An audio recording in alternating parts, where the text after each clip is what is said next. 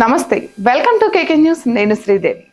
September 1 Andhra Pradesh ముఖ్యమంత్రి నారా చంద్రబాబు నాయుడుకు జీవితంలో మరుపురాని రోజు. 1995లో ఆయన ఇదే రోజున అంటే సెప్టెంబర్ 1న ఉమ్మడి ఆంధ్రప్రదేశ్కు మొదటిసారి ముఖ్యమంత్రి అయ్యారు. 1995 సెప్టెంబర్ 1న కొన్ని ప్రత్యేక పరిస్థితుల్లో ఆయన సీఎం అయ్యారు. అలాగే ఉమ్మడి రాష్ట్రంలో కూడా ఎక్కువ కాలం ముఖ్యమంత్రిగా బాధ్యతలు చేపట్టిన వ్యక్తిగా కూడా నిలిచారు.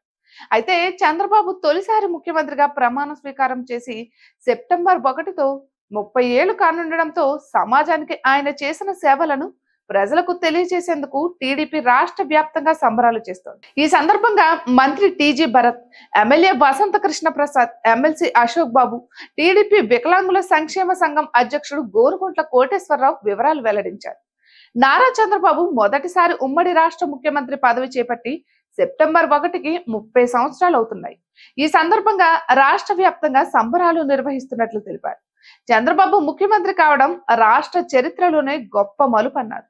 ఉమ్మడి రాష్ట్రంలో విభజన తర్వాత ఆంధ్రప్రదేశ్ లో ఆయన చేపట్టిన సంక్షేమ కార్యక్రమాలు, తీసుకున్న నిర్ణయాలు ఇప్పటికీ ప్రజల మనసులో చెరగని ముద్ర వేశాయన్నారు.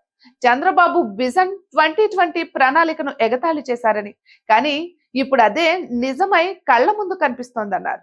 అయితే 2 రోజుల క్రితం జరిగిన కేబినెట్ భేటీలో ఈ అంశం చర్చకు రాగా మంత్రులందరూ చంద్రబాబుకు ముందుగానే శుభాకాంక్షలు తెలిపారు. ఇటువంటి మరెన్నో వీడియోస్ కోసం కేకే న్యూస్ తెలుగు ఛానల్ ని సబ్స్క్రైబ్ చేసుకోండి.